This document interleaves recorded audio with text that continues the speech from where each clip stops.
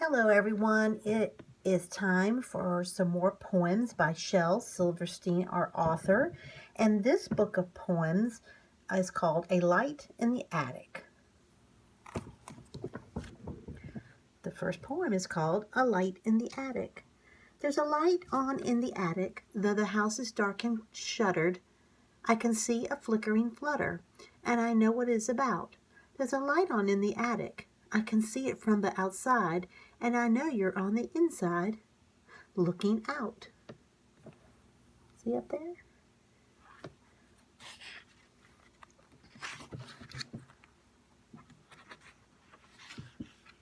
Let's see.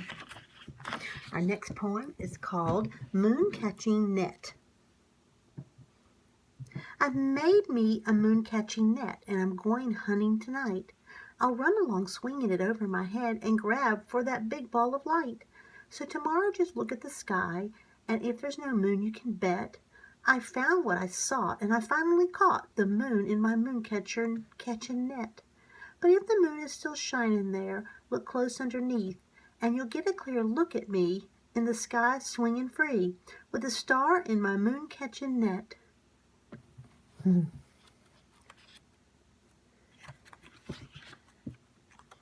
our next poem is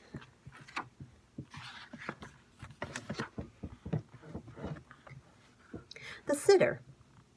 Mrs. McTwitter, the babysitter, I think she's a little bit crazy. She thinks a babysitter's supposed to sit upon the baby. Uh-oh. Our next poem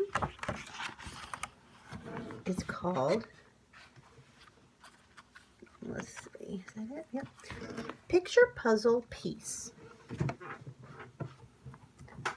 One picture puzzle piece lying on the sidewalk. One picture puzzle piece soaking in the rain.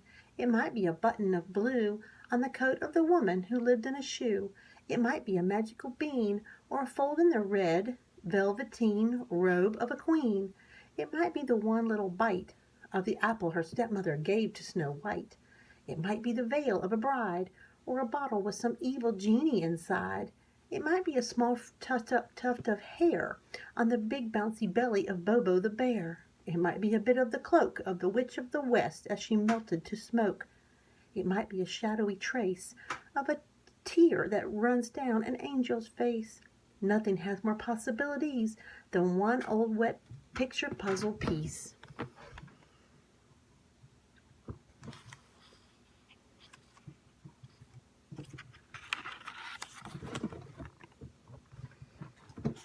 See if you can see the whole picture here. This is kind of fun. Rock and roll band. If we were a rock and roll band, we'd travel all over the land. We'd play and we'd sing and we'd wear spangly things if we were a rock and roll band. If we were a rock and roll band and we were up there on the stand, the people would hear us and love us and cheer us. Hooray for that rock and roll band. If we were a rock and roll band, then we'd have 1,000,000 fans. We'd giggle and laugh and sign autographs if we were a rock and roll band. If we were a rock and roll band, the people would all kiss our hands. We'd be millionaires and have extra long hair if we were a rock and roll band. But we ain't no rock and roll band. We're just 7 kids in the sand with homemade guitars and pails and jars and drums of potato chip cans. Just 7 kids in the sand, talking and waving our hands and dreaming and thinking, oh, wouldn't it be grand if we were a rock and roll band?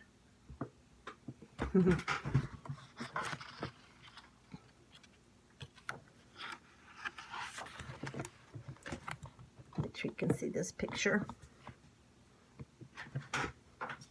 Fancy dive.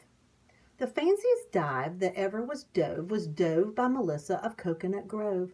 She bounced on the board and flew into the air with a twist of her head and a twirl of her hair. She did 34 jackknives, backflipped and spun, quadruple gainered, and reached for the sun, and then somersaulted 9 times and a quarter, and looked down and saw that the pool had no water. Uh-oh.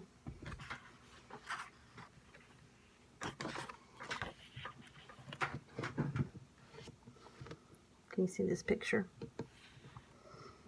Messy room. Whosoever room this is should be ashamed. His underwear is hanging on the lamp, his raincoat is there in the overstuffed chair, and the chair is becoming quite mucky and damp. His workbook is wedged in the window, his sweater's been thrown on the floor, his scarf and one ski are beneath the TV, and his pants have been carelessly hung on the door. His books are all jammed in the closet, his vest has been left in the hall. A lizard named Ed is asleep on his bed, and his smelly old sock has been stuck to the wall. Whosoever room this is should be ashamed. Donald or Robert or Willie or... you say it's mine? Oh dear, I knew it looked familiar. Pretty funny. Pretty funny.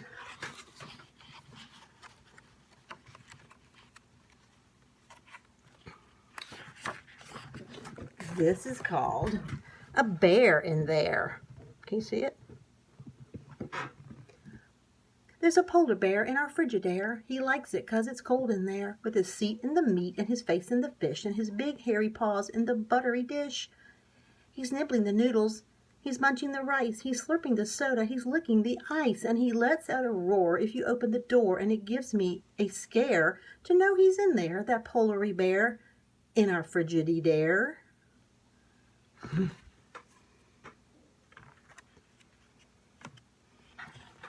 And our last poem for today, I can find it here, is called The Unscratchable Itch.